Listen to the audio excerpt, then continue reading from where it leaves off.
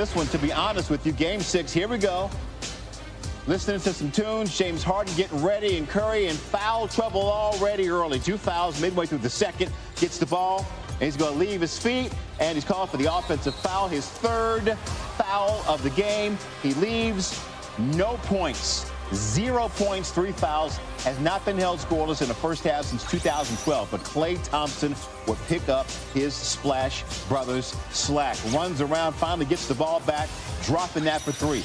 2 minutes to go in the half. Thompson running around the Rockets defense again. Another 3. Warriors up 6. Klay dropped 11 in the second after Curry picked up his 3rd foul. To the 3rd quarter we go. Now check out this play from Curry. Rockets going to double-team Curry because he's got Quinn Cook, Alfonso McKinney, Kevon Looney, and Jonas Jerebko on the court with him. So they're like, guys, let's just double-team Steph. So Steph is going to give the ball up and sprint around to the corner, got himself open, and dropped the 3. Steve Kerr, after, said he told Steph's parents, if that game didn't personify Steph Curry, I don't know what does.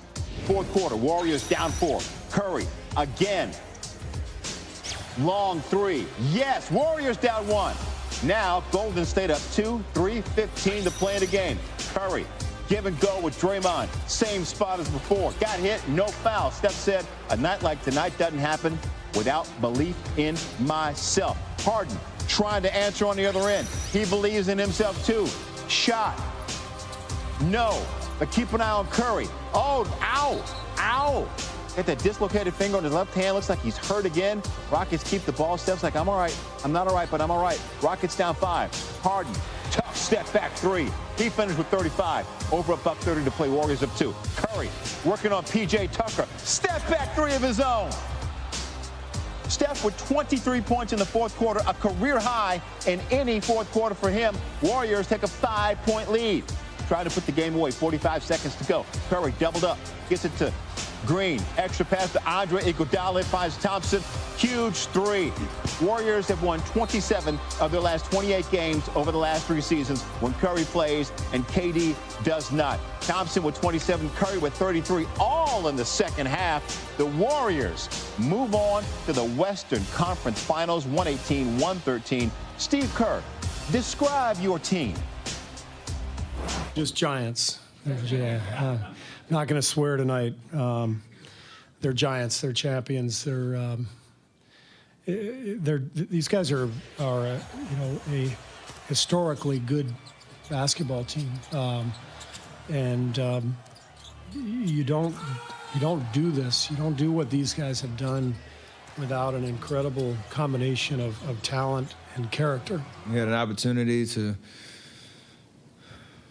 It's kind of weird saying prove a lot of people wrong, knowing what we've accomplished, but it's a lot of talk in the last 24, 48 hours about, what we should and should not do in this series with K out. But K has been unbelievable in this playoff run. We don't get to a Game 6 opportunity to close it out without, him playing unbelievable, spectacular basketball and carrying us. The least we could do is come in here, get a win, get some rest before the Western Conference Finals, and give him an opportunity to get healthy and go chase another championship. All right, we're all talking about Steph Curry, but he's not the only story from the Warriors' win last night, going by the numbers. Klay Thompson, 7 contested threes last night. That's how many he hit. Second most by any player in the game this postseason. Dame Lillard hit 9 in Game 5 versus the Thunder. The Warriors, they committed just 1 turnover in the 4th quarter after turning it over 16 times during the first 3 periods. That was huge. And the Warriors bench dropped 33 points last night. They hadn't scored more than 14 points in any game all series. And for more, we welcome in 3-time NBA champion Bruce Bowen to the program. So a tale of 2 halves with Steph Curry. 33 in the second half after being shut out in the first half. Why did he have so much success down the stretch? Well, it was because he was focused on understanding how important it was to be aggressive. In these moments when you're struggling from the field or when you're struggling to gain a rhythm in the game, scorers and MVPs understand how important it is to be the aggressor. When you are the aggressor, good things happen. You may get to the free throw line, but more importantly, now you have situations. Look at that paint. You're drawing defense into the paint, so now they're aware of that, and now you're able to stop and pull up for the 3-point shot. Everything works together for Steph as far as him setting plays up, as far as moving without the basketball. But right here, you saw his aggressiveness lead to three-point shots. Curry's 16 points in the final 4 minutes, the same as the entire Rockets team combined during that stretch. So once again, the Rockets eliminated by the Warriors. It's starting to feel like Groundhog Day a little bit for those guys. Yeah. Let's take a look at the details, shall we? It marks the 4th time in 5 seasons the Rockets' failure to launch has been because of the dubs. In 2015, Houston fell 4-1 in the Western Conference Finals, with Steph Curry averaging 31 points per game. In 2016, the Rockets dropped the first-round series in 5. Even though Curry was hobbled and played in just 2 of those games, Houston dropped Game 1 by 26 and 4 and 5 by a combined 60. Meanwhile, last year, a 3-2 lead in the Western Conference Finals, then CP3 got hurt, his hamstring. They fell at Golden State in Game 6, then dropped Game 7 at home, where they went 7 for 44 from 3. And this year, the Rockets eliminated in Game 6, even with Kevin Durant sidelined for the rest of the series. Houston also eliminated at home for the 3rd straight year. That's got to be getting old for those fans. What do you say, guys? Ain't no moral victories. You know what I mean? We lost. We got to go to the drawing board. First thing, analyze, myself, what I can get better at. And, we going home. That's what it is. I know what we need to do. I know exactly what we need to do. Just, we'll figure it out this summer. They kicked our ass on our home court. They beat us by 10 points in the 4th quarter. It's unacceptable, okay? We just have to be better, and I know that we're going to rise to the occasion, and our time's going to come. James is 30 years old. Michael didn't win his first championship till 30. Hakeem didn't win his first championship till 30. I can promise you we're going to win some championships with James Harden, okay? Because we are not going to sit here. We will go to battle every year. We're going to have a strong off season, and we're going to do whatever we can do to be a better team, okay? We are not going to sit on our hands. I can promise you that.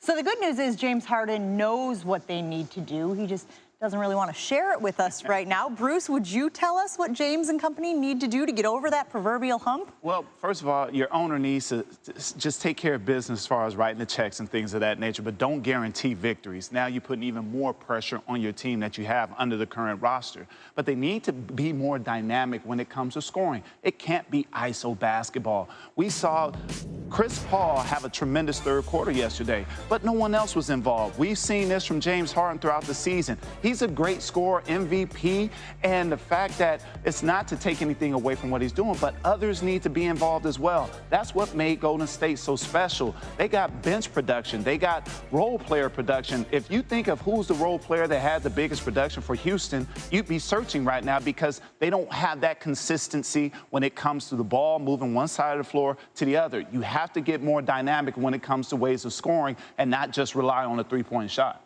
Yeah, 17 from Iguodala was big for the Warriors last night. I mean, not just everybody that played. Yeah. Looney was huge last night. So it's not just about 1 or 2 individuals. You look at Golden State, you lost Kevin Durant. Y'all know who I am. Y'all lost him. And they were still able to go out and dominate because they moved the basketball and got great production from a 2-time MVP in Steph Curry. Yep, good stuff. Harden, Chris Paul, and Clint Capella all under contract for the next 2 seasons. So we'll see if they are able to build around those pieces. What is that, velvet? What is that? It actually is. Crushed velvet, baby. In the NBA playoffs, this is not something you get over. This hurts. Those are the words of Mike D'Antoni after his Rockets got bounced by the Warriors last night. And listen, Jay, I believe him that it hurts. But I also wonder why they aren't kind of used to this pain by now, considering it happens so frequently. Yeah, but this was supposed to be different. No KD, no DeMarcus Cousins, Steph Curry off of his game in the first half. It was right there for the Rockets until it wasn't. Steph Curry showed up when it counted the most, dropped 23 points in the 4th quarter. What changed? Well, he started creating for himself. First 3 quarters, Curry made just 1 shot off the dribble, missed all 4 of his 3-pointers. But in the 4th quarter, he went 4 for 5 from the field off the dribble. 23 points in the 4th quarter, 16 of which came in the final 4 minutes. That is tied for the most in the final 4 minutes of a 4th quarter over the last 20 postseasons. Paul Pierce and Kawhi Leonard also accomplished that feat. Steph doing it well. Mike D'Antoni, not so much. A D'Antoni team not getting it done when it was all on the line is nothing new. As a head coach, D'Antoni 6-9 in elimination games, but all of those wins came when he was with the Suns. He is now 0-3 in elimination games with the Rockets, 2 of those against Golden State. Stephen A. Smith, your thoughts? Go ahead and praise the Golden State Warriors all you want to. They deserve it. Klay Thompson, first half, 6 threes. Steph Curry, 33-point second half. Absolutely lights out play, along with a few of those youngsters that usually never play. They showed up. But you know who did it when it counted? Houston's defense, and of course, James Harden and CP3. CP3 had a sensational game, no doubt. James Harden dropped 35 points. But when it really, really counted, nobody could stop Steph Curry. You didn't stop Klay Thompson from getting the 3. You didn't stop Andre Iguodala from doing his thing or anybody else. And in the end, what it comes down to is that we will reflect on this season looking back at the Houston Rockets and thinking about what might have been, what they didn't get done, and how the fact that they ended up embarrassing themselves so badly that their owner, Tillman Fertitta, ended up walking off the court before the game even ended. That says it all, and it should. Thank you, Stephen A. Coming up, the Rockets out again at the hands of the Warriors. So, what does it mean for the future of James Harden's team? Michael Wilbon tries to figure that out next. All right, for the numbers fans out there, we have this analytical recap of the Warriors' win over the Rockets. Through the first 5.5 games of this series, Steph Curry could not make a contested three-pointer. He went 7 of 37 on contested threes. That's just 19%. But he stepped up when it counted the most. He went 4 for 9 in the second half of Game 6 on contested threes. Coming into Game 6, we knew how important Kevin Durant is to the Warriors' success. Through the first 5 games of this series, Golden State had been outscored by 4 points when Curry and Thompson were on the floor without Durant. But in Game 6, they flipped the script, outscoring the Rockets by 9 points while shooting 48% from beyond the arc. And entering Game 5, Chris Paul was averaging just 14.6 points, on pace to be his second fewest in a single series in his career. And he'd been completely ineffective on drives, averaging just 0.84 points per direct drive in the series entering Friday. That efficiency rose drastically in Game 6, but it was too little, too late. For more now on the Rockets, here's Michael Wilbon. Chris Paul is down. They're going to have to take Chris Paul off of the court. They spent nearly a full year telling everybody the result would have been different if they'd only had Chris Paul. If CP3 had been healthy and able to play Game 6 and or Game 7 last year, the Rockets, not the Warriors, would have won the West and played for the NBA championship. How would the Warriors fare, the Rockets would sometimes ask in frustration, if Steph or Klay or, heaven forbid, KD had to miss the final 2 games of a series? It was fair to wonder what would happen if the tables were turned. And now, there's nothing to wonder, really, other than how the Houston Rockets failed this time, with Harden and CP3 healthy and engaged. Kevin Durant's hurt. He hurt his right leg. Something happened. Kevin Durant's going right to the locker room. How could Houston lose to a Warriors team that played without Kevin Durant for the final 14 minutes of Game 5 and all of Game 6? How could Harden, the reigning MVP, take 3 shots in the fourth quarter of Game 5? 1 shot the last 8 minutes of that game when a Harden scoring outburst, the kind that was celebrated the entire regular season, could have put the Rockets on the precipice. The Rockets season's going to end on their home floor once again to the Golden State Warriors. There's nothing to talk about for next year. No excuse to make, no if, no but, no nonsense about the refs or the basketball gods not being on Houston's side. This is 4 playoff losses to the Warriors in 5 seasons, and the most agonizing loss of all, a loss to a shorthanded Warriors team, a loss to a Golden State team with no discernible depth, and the starters having to play too many minutes.